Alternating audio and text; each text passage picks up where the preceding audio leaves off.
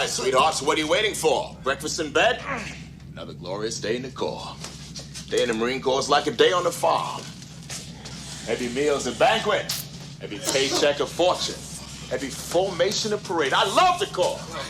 Man, this floor is freezing. What do you want me to do, fetch your slippers for you? Gee, would you, sir? I'd like that. Look into my eye. Well, hello. You caught me reminiscing about a debate I once had with friends. Perhaps you've experienced it too. It's a fairly basic binary which is better, and our contenders in this case are Alien and its sequel, Aliens.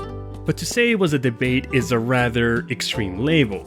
Should we say it was a mutual understanding of opposing views?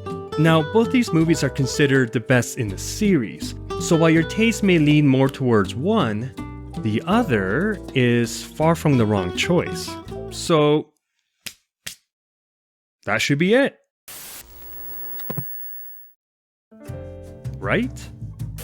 Well, if you're someone that stumbled upon this most courteous of discussions, you'll know that there are often two adjectives used to classify and thus boldly state the essence of your choice: horror and action. Or to be exact, Alien is to horror as Aliens is to action. Or is it? Now, I'm not implying that Aliens is an action film. Anyone that's seen it knows that it's a mixture of the two genres. But the question is, why do we remember Aliens as the one with all the action? If we're gonna delve deeper into this most imperative of conundrums, we're gonna need to set some base points, lest we wish to plummet into our own rabbit hole. First, what is an action movie? So, like any other responsible researcher would do, I consulted Google. Okay then, we have a couple options.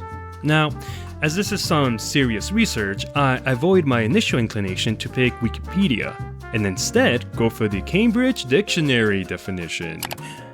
A type of film in which a lot of exciting things happen.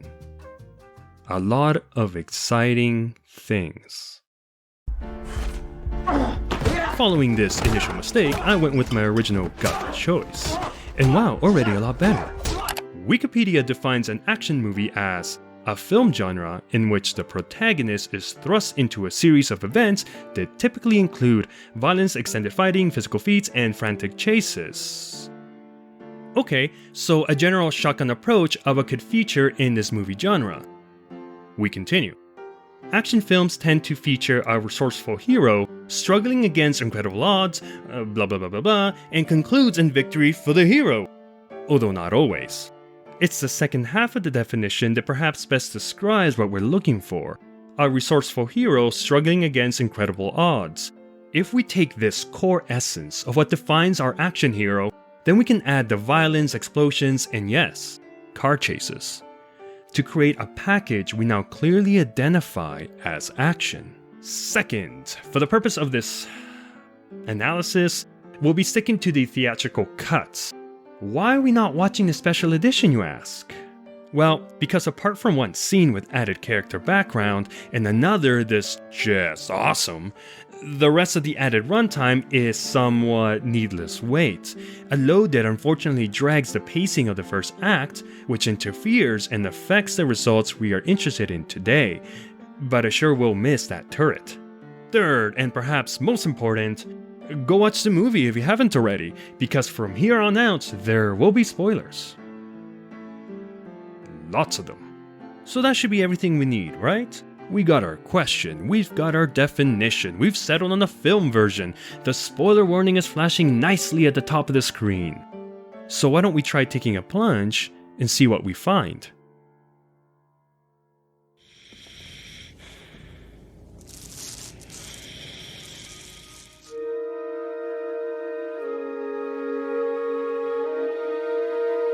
The start of the film sticks to the same vibes as the original. Ripley is very much still a victim, and after escaping the Nostromo and floating out in space for the last 57 years, she is a survivor, but one that is still haunted by the ghosts of her experiences. And James Cameron does a good job at creating relatability between Ripley and the audience that culminates in a rather good dream sequence. Both parties are reminded of what it is they fear. I know I had nightmares like this after watching the original.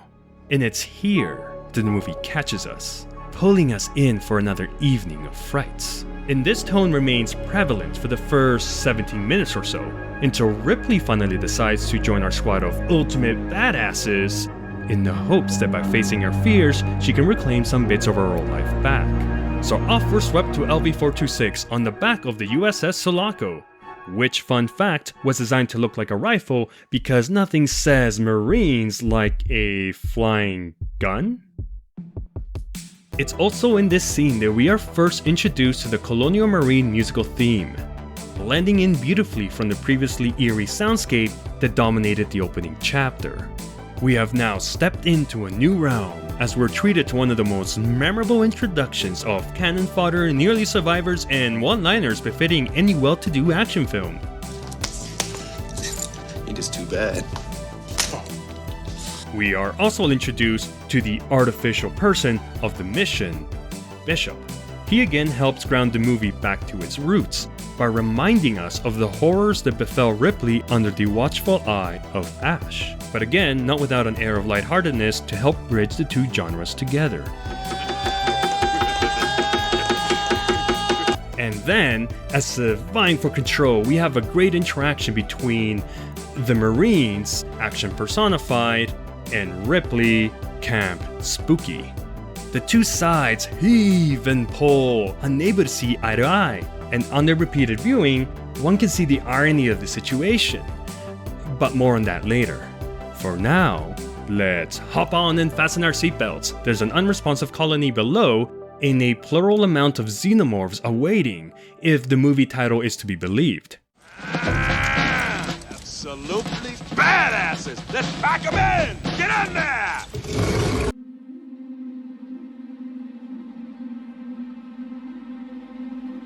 In a moment of well-executed editing, the dropship plunges into madness as the final rhythmic beats of the colonial theme ring true, and notably, the film's last strong affirmation of boisterous action.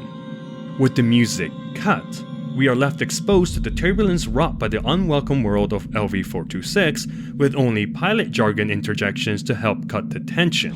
We're in the pipe, 5 by 5. But the smiles are long gone, as the Marines put aside the jokes to face a reality, or mortality, that follows them through every mission.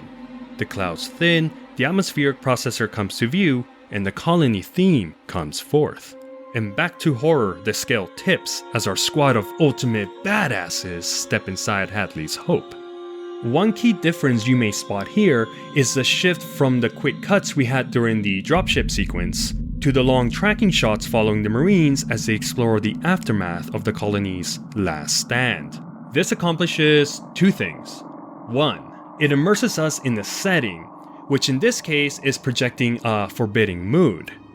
And two, it gets us to start looking over our shoulder. And if that wasn't enough, Sigourney Weaver, through facial and body expressions alone, is able to convey this fear flawlessly. She is the audience's surrogate, meaning if she's scared, so are we. Let's skip on to the 52-minute mark, cause it's here that the Marines finally find the location of the missing colonists. Sounds easy enough, let's just take a short drive over to the processing station and, well, you know what happens. Talk to me, Hudson! Multiple signals. They're closing. Pull your team out, Gorman. Where, man? I don't see shit. He's right, there's nothing back here. Look, I'm telling you, there's something moving and it ain't us.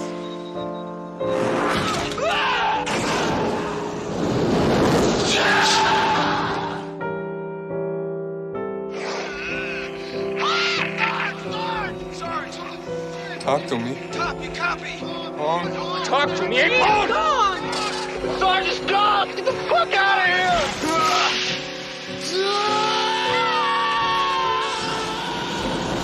That's it, man. Game over, man. It's game over. So if our squad of ultimate badasses weren't up to the task, then who is?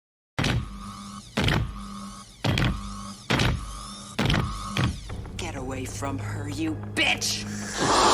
Now, instead of going through the rest of the movie scene by scene, why don't we just highlight the moments Ripley best exemplifies qualities befitting of an action hero.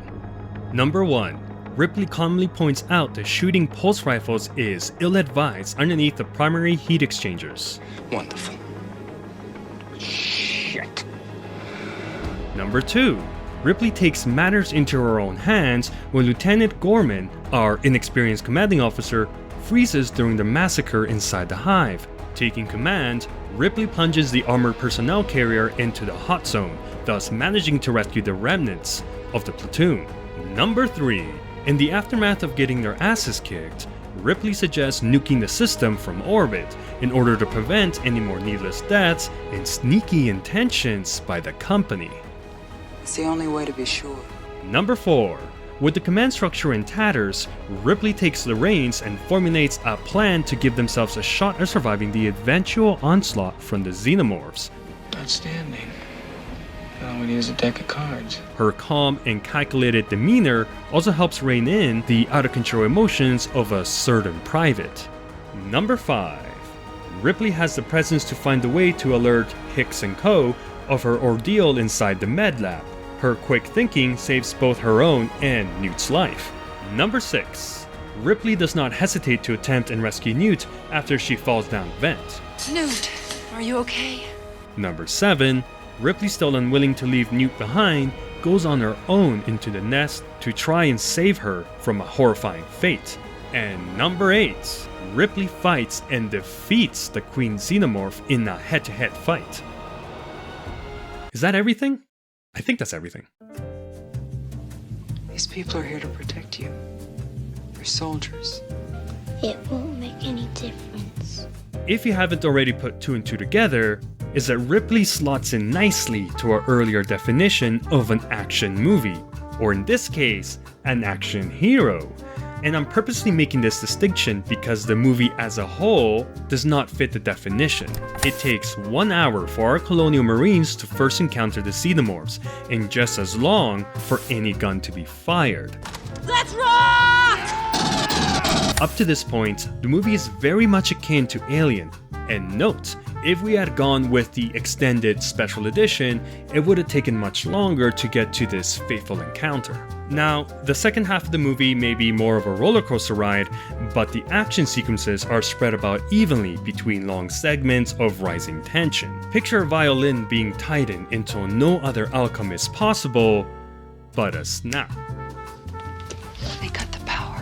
What do you mean they cut the power? What we have here is not the action movie the colonial marines had us picturing, and instead, we are left reeling in the presence of a thriller. Or perhaps better said, we are victims in the survival horror.